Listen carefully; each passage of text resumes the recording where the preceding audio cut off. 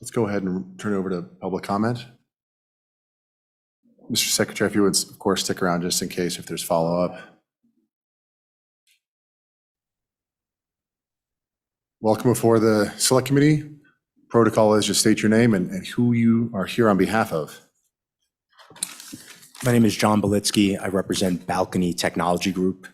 Thank you for having me here. I'm thrilled to be able to participate in what you are building here. I think everybody in this room knows that the world is looking at Wyoming, and I say that unequivocally and with no hyperbole. I spend half the year in southern Spain and the other half of the year in Metro New York City working on blockchain technology for governments and enterprises. And this is where the world is looking. And so I thank you guys. I have great gratitude for the work that you've done in this room. I want to speak today about this Lien registry that's being proposed. It's absolutely critical, in my view, to building the type of blockchain technologies that I think we all need. I think that the citizens of Wyoming need, and I think that the United States needs. And it is incomplete to have simply a digital asset registry unless you also have a real-world asset registry, and unless you also have not just the assets, but the liabilities that pertain to those assets. And so the Lien registry is absolutely critical, and it must happen.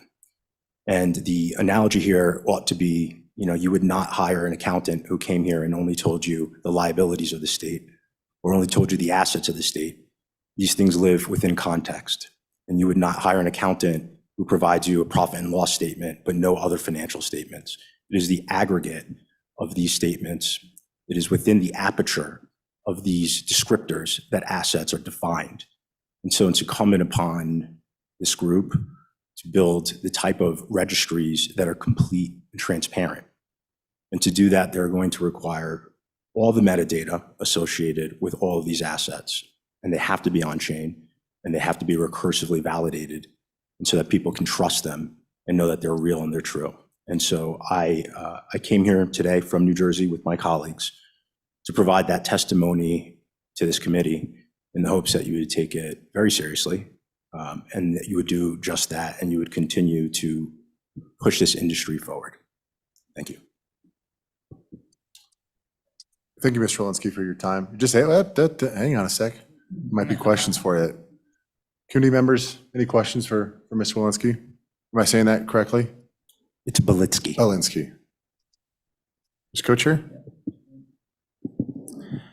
So and I believe you're familiar with the digital asset, the Wyoming Registered Digital Asset Act from last year, and the Secretary is going to have that online December 10th. How difficult do you think it would be to add on what we're looking at here with a Lien registry, the other half of the ledger, so to speak, from a technological standpoint? Everything Mr. done Belitsky, correctly. go for it, please. Thank you, Mr. Chairman. Everything done correctly is difficult, period, full stop. That doesn't mean that it can't be done, and that it shouldn't be done. It should be done, and it can be done. I think the better question is, what would happen if these technologies were rolled out in an incomplete way, and you ended up with a system of Byzantine SQL databases linked to all manner of disparate underlying blockchains, and you abandon the entire premise of a single source of truth? And that is what needs to be avoided at all costs.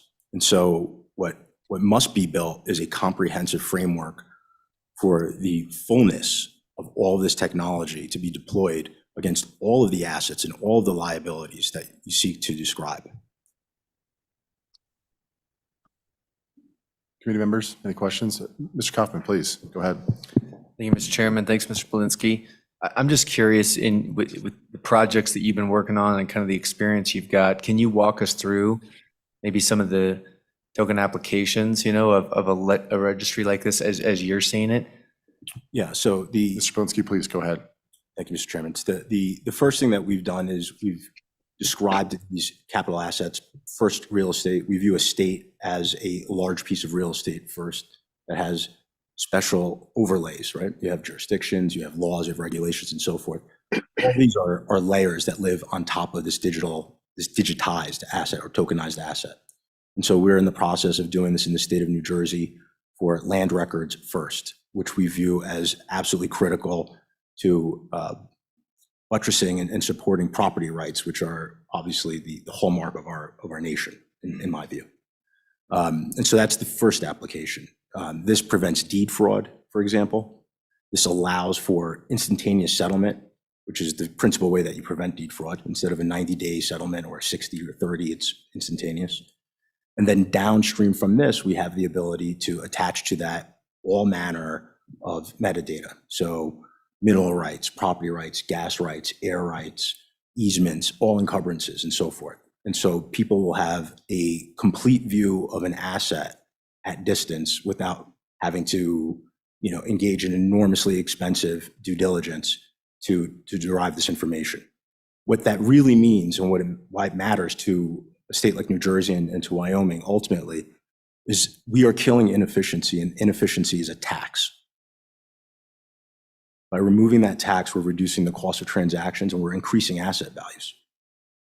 And so this is why it is of value immediately. Beyond that, we have the ability to also attach UCC filings, as the Secretary of State was mentioning, which are critical, and anything that describes any manner of assets. Mr. Kaufman, any follow-up? Go ahead. Thank you, Mr. Chairman. Just to follow up, have you had any experience with, essentially forum shopping and choosing a jurisdiction for the disputes of those assets, right? With the underlying agreements.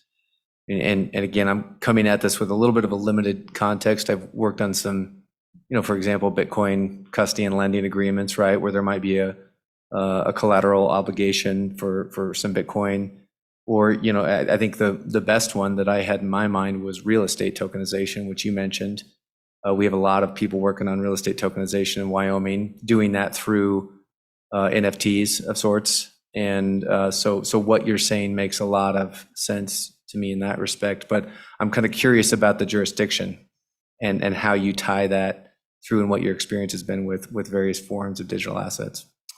Mr. Belitsky, go ahead. Thank you, Mr. Chairman. I'm not an attorney, but I've spent 25 years in real estate in the metro New York City area. My view is that the jurisdiction runs with the land when you're dealing with land, and therefore, the jurisdiction is obvious. That this is the layer that sits on top of the NFT or the digital asset, as it were. And so I see them as synonymous. Any follow, Mr. Kaufman? Seeing none. Senator Ellis, please. Thank you, Mr. Chairman. So as I read this bill, I think there are just some question marks I have of, the secretary may set this up, and if he, but we're going to set aside some money. So I feel like if we're, as a committee, going to do it, we should do it. Just say the secretary shall, and make that policy choice. But then I'm looking at the other parts of Wyoming statute that talk about liens and when they attach to property. And so this bill draft just seems a little out there floating in space. It's not anchored to any of our personal property statutes. So I'm curious if you have any experience with that, or like if you have any thoughts of how to make this bill maybe really get to what we're trying to get after if we wanted to go down this path. Mr. Belitsky, go for it. Thank you. Yes, our view is that this is a new way for governments to interact with citizens and real property. And in this way, the government acts as sort of a backstop and a validator of this data and of these property rights. I think you ought to do this. I think you should not elect to in the future. I think you should do it now. I think you should do it now within a comprehensive framework that includes buy-in and input, obviously, from lawmakers on if this actually changes in any way or form how government employees interact with these assets. My view is that they do not. My view is that this is fundamentally synonymous with the work that governments are doing today. We're simply digitizing them in this new tech stack. Senator Ellis, any follow-up? Seeing none, Mr. Co-Chairman. Thank you, Mr. Chairman. I'll just, I'll just note that the Senate File 125 from 2019, when we mapped digital assets under the Uniform Commercial Code, really provides a legal standing for liens associated with digital assets. What we lack, and we're trying to address, and it sounds like to some degree it's being addressed with the Wyoming Digital Asset Registration Act implementation, is how our statute meets the real world use cases of it. So we have the laws on the books, but we don't necessarily have the ability to implement the laws in the way that digital assets would want to see them implemented. For example, just a clear chain NFT that has a lien filing date on it. It's public, everyone sees it. A lien cleansing date, it's public, everyone sees it. And additional liens, lien priority can go on such a thing. So nobody knows where to look, I guess, is what it comes down to. And that's the concern with whether or not we have some sort of a database available. And if we were, as John pointed out, if we have the ability to register digital assets in the state of Wyoming in a very Web3 way, it's important for us to then have a Web3 way to see what liens are on those digital assets. And we're not going to have that accompanying it, other than the fact that at least they can be filed, which is good to hear that we've got a process in place. I also tag on to that, Mr. Co-Chair, that also, Senate File 125 had that lien cleansing, lien perfection process in the context of Speedies, right, and their assets versus everything that's outside that. And so I think it gives it a lot of extra additional context. Senator Ellis, no follow-up? Representative Singh, go for it. Thank you, Mr. Chairman, and thank you, John, for being here today. Can you elaborate on what's happening in New Jersey in relation to NFTs representing real estate, as you had mentioned earlier? Mr. Belitsky, go for it. Sure. Thank you for that question. So in New Jersey, the interest is not in NFTs representing real estate. The interest is in hardening the records that the state uses to determine property ownership. And so this is a far more secure way for the state and municipalities to maintain those records and keep a single source of truth. And to the co-chairman's point about it being imperative that people know where to look, I have the opposite view. My view is that people should look everywhere, that the information should be ubiquitous, but the source of truth should be singular and it should be conspicuous. And that is the benefit of this technology, is that it provides a bona fide place for people to know with certainty that this information that they can get anywhere is accurate and it is validated by the state. Representative Singh, any follow-up? Seeing none, any further questions from the committee? Mr. Pope. Thank you, Mr. Chairman.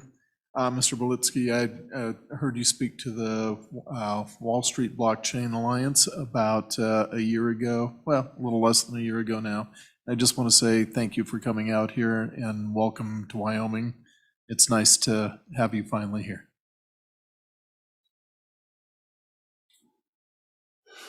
Seeing no further questions, thank you very much, Mr. Belitsky. We appreciate your time and your testimony.